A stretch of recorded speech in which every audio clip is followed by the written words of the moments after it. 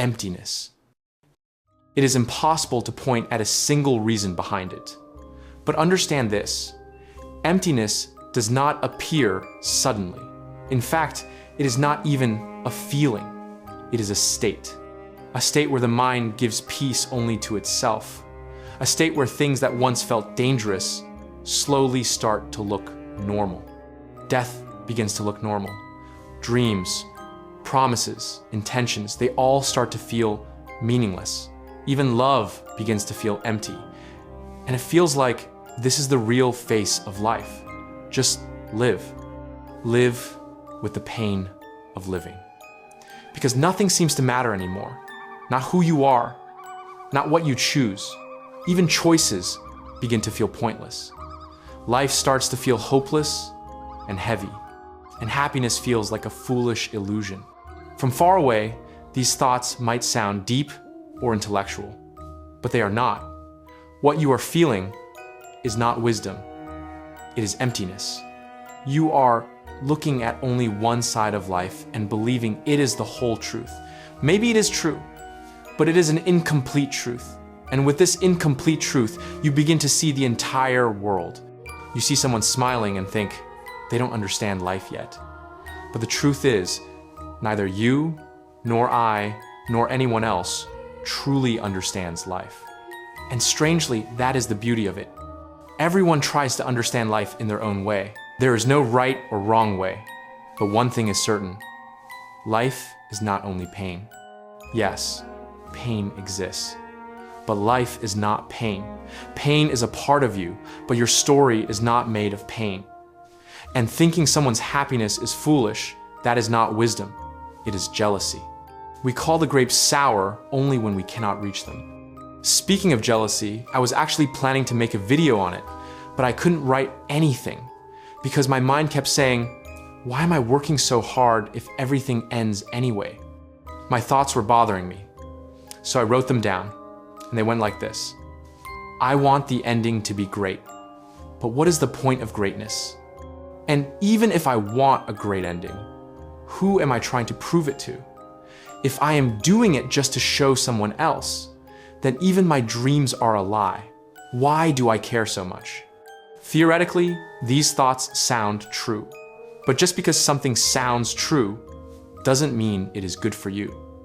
I am telling you all this so you understand. Feeling empty is normal. But staying empty is neither right nor necessary. This entire video came from those timeless thoughts. And yes, it took a little longer. I was feeling a little empty myself. Let's understand the nature of emptiness. There is no single reason behind it. It can come from something small, like laziness, or from something big, like trauma. But one thing is true: emptiness is never created in a day. It grows inside your mind slowly with time. Feeling empty sometimes is normal. It can even be a sign of maturity. Children do not feel this kind of emptiness. Their minds are not ready for it. As you grow, your relationship with emotions changes. You begin to feel their effect less. And honestly, that is necessary. Because later in life, people will depend on you. Maybe a family, maybe responsibilities. And then, you must learn to control your emotions, especially if you are a man. It sounds harsh, but it is true. At some point, the child inside you has to die so that someone else's childhood can survive because of you. Yes, the death of that inner child leaves an emptiness, but it is necessary. Maturity always comes with a price. If it comes early, you suffer. If it comes late, the people you love suffer. Let me explain this a little psychologically. Emotional maturity is connected to the prefrontal cortex, the part of your brain that controls decisions and emotions. It usually develops by the age of 25. But people who go through trauma or terrible events early in life, their brains are forced to mature before time. This forced maturity also creates emptiness, and it changes the way they think. The emptiness created by such events is difficult to fill. We try to fill it in many ways. There is one real way to fill it, something simple yet powerful. Love. Love is strange. For some people, it fills emptiness. For others, it creates it. Beautiful, isn't it? Love and pain, different but somehow the same. Now let's talk about a common emptiness, the one created by laziness, the gap between the life you want and the life you are living. Laziness is the biggest reason for that gap. And the funny thing is, you already know it, but you still don't change. You make plans, follow them for a few days, and then fall back into the same cycle. Your dreams start to feel heavy. Your abilities feel fake. And to escape this pain, emptiness grows. It brings a question. What if I fail? How can I respect myself when I'm not doing anything worth respecting?